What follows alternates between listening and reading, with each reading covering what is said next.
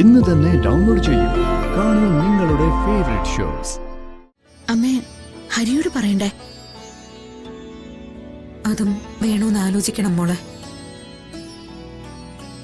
ഹരിയോ അമ്മാവനോ ഇപ്പൊ ഈ കാര്യം അറിഞ്ഞാൽ വഴക്കൊക്കെ മറന്ന് അവര് നിന്റെ കാര്യങ്ങൾ കൂടുതൽ ശ്രദ്ധിക്കാൻ തുടങ്ങും.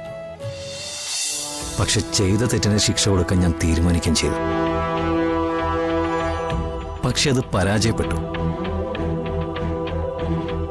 എന്നുവെച്ച് തെറ്റല്ലാതാവുന്നുണ്ടോ? അച്ഛൻ ഇനി തിരിച്ചു വരില്ല എന്ന് ഞാൻ പറഞ്ഞത്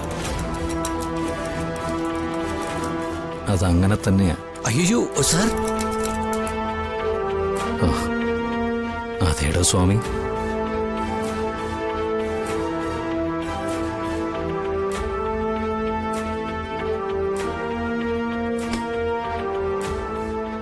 ഒരുപാട് അലഞ്ഞും കഷ്ടപ്പെട്ടും തന്നെ ജീവൻ എന്ന സാധാരണക്കാരൻ ജയആർ എന്ന കോടീശ്വരനായത്.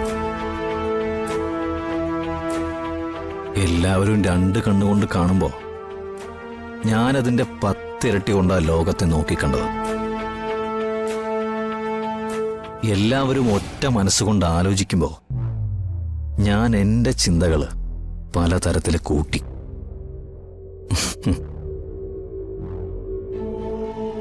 എന്നിട്ട് പുത്രസ്നേഹം നടിച്ചൊരാള് കൂടെ നിൽക്കുക. എന്നിട്ട് എന്നെ ഒന്നും അല്ലാതാക്കി കളയാന്ന് പറഞ്ഞ അത് പൊറുക്കാൻ പറ്റുമോ സ്വാമി? എന്റെ അച്ഛൻ എന്ന അധ്യായം അവിടെ തീരണം. എന്നിട്ട് എന്റെ അമ്മയെയും ഭാര്യയെയും അങ്ങോട്ടൊന്ന് കൊണ്ടുപോകണം. കൊണ്ടുപോയി കാണിച്ചു കൊടുക്കണം. എന്നിട്ട് എനിക്ക് പറയണം, ജയആറിനെ ചതിക്കാൻ ശ്രമിച്ചവരുടെ വിധി ഇതാണെന്ന്. മനസ്സിലായോ സ്വാമി?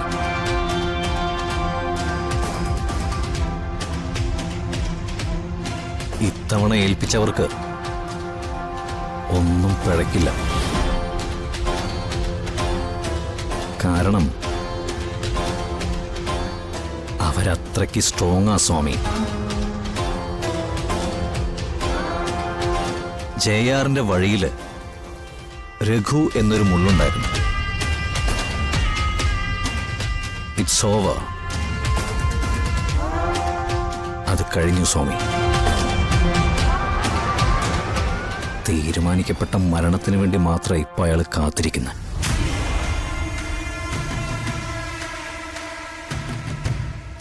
എന്തൊരു വിധിയാ സ്വാമി, അല്ലേ?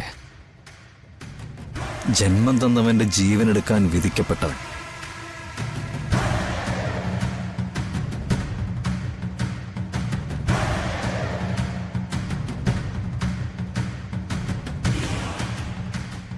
ജയആറിന്റെ പ്രതികാരത്തിന്റെ 1-ാം അധ്യായം. രഘു എന്റെ അച്ഛൻ.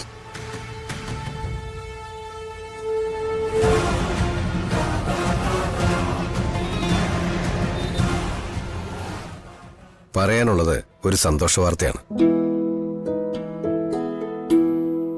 അല്ല, നേരത്തെ പറഞ്ഞത് മകനാണ് ഇവരെ തല്ലിയതെന്നല്ലേ? അതെ. ഭാര്യയും ഭർത്താവും തമ്മിലുള്ള കലഹങ്ങൾ പലപ്പോഴും അവസാനിക്കുന്നത് അവർക്കിടയിൽ ഒരു കുഞ്ഞു വരുമ്പോഴാണ്. നിത്യ ഗർഭിണിയാണ്.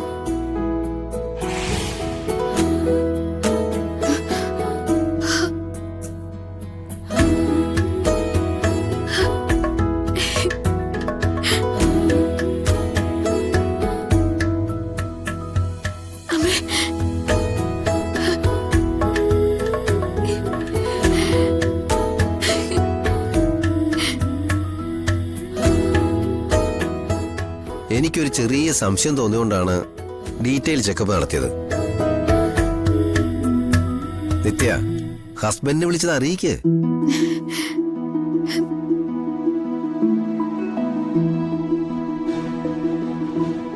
എത്ര പ്രശ്നം ഉണ്ടാക്കുന്ന ആളാണെങ്കിലും ഇതൊക്കെ അറിയുമ്പോൾ സന്തോഷിക്കും.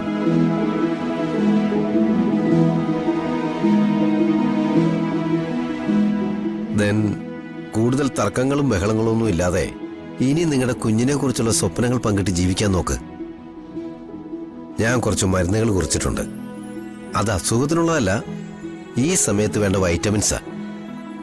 അതൊക്കെ കൃത്യമായിട്ട് കഴിക്കണം. ദെൻ ഒരു ഗൈനക്കോളജിസ്റ്റിനെ കണ്ട് അവർ പറയുന്ന കാര്യങ്ങൾ കൃത്യമായിട്ട് ഫോളോ ചെയ്യണം.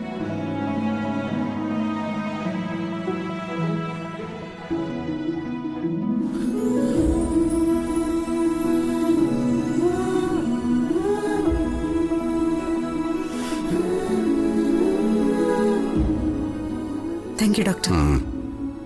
കൺഗ്രാറ്റുലേഷൻസ്. Thank you.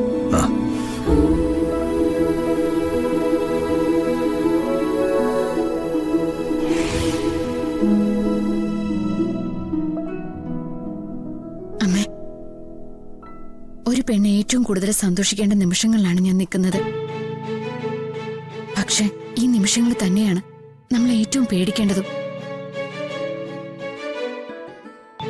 അമ്മ ഏറ്റവും കൂടുതൽ ആഗ്രഹിച്ച ഒരു കാര്യമാണിത്. പക്ഷെ അത് ആരോടെങ്കിലും ഒന്ന് പറയാനോ ഒരു നിമിഷം ഒന്ന് സന്തോഷിക്കാനോ ആവുന്നില്ലല്ലോ നമുക്ക്.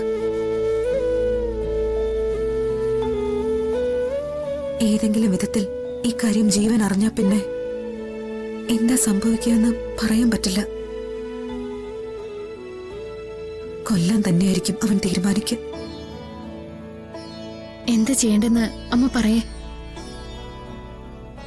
മോളെ, ഈ ഗതികേടിൽ നിന്നും പുറത്തു വരുന്നത് വരെ ഇതെല്ലാവരുടെയും മുൻപിൽ രഹസ്യമാക്കി തന്നെ വെക്ക. അമ്മേ, ഹരിയോട് പറയണ്ടേ? അതും വേണോന്ന് ആലോചിക്കണം മോളെ. ഹരിയോ അമ്മാവനോ ഇപ്പൊ ഈ കാര്യം അറിഞ്ഞാൽ വഴക്കൊക്കെ മറന്ന് അവര് നിന്റെ കാര്യങ്ങൾ കൂടുതൽ ശ്രദ്ധിക്കാൻ തുടങ്ങും. അത് മതി ജീവന് സംശയം ഉണ്ടാവാൻ. ഹരിയുടെ കൂടെ നീ ജീവിക്കുന്നത് പൊറുക്കാത്തവനാണവൻ. അപ്പൊ നീ ഗർഭിണിയാണെന്ന് കൂടി അറിഞ്ഞ. അത് മാത്രമല്ല മോളെ, നിനക്കെതിരെ ഒരു കേസ് കൊടുക്കാനുള്ള അവകാശം അവൻ ഇപ്പോഴും നിലനിൽക്കുന്നുണ്ട്. അങ്ങനെ എന്തെങ്കിലും സംഭവിച്ച ഈ അവസ്ഥയിൽ കോടതി മുറിയിൽ പോയി നിൽക്കേണ്ടി വരില്ലേ നീ? ആളുകള് നിന്നെ നോക്കി പരിഹസിക്കില്ലേ? അതെങ്ങനെയാ മോളെ നീ സഹിക്കുക? അമ്മ പറയുന്നതൊക്കെ ശരിയാ. പക്ഷേ ഈ കാര്യം ഹരിയോട് എനിക്ക് പറയാതിരിക്കാൻ പറ്റില്ല. എന്റെ കുഞ്ഞിന്റെ അച്ഛനല്ലേ അമ്മേ. ജീവന്റെ ഭീഷണി കേട്ട് ഹരിയോട് സംസാരിക്കുന്നത് പോലും ഞാൻ ഒഴിവാക്കി.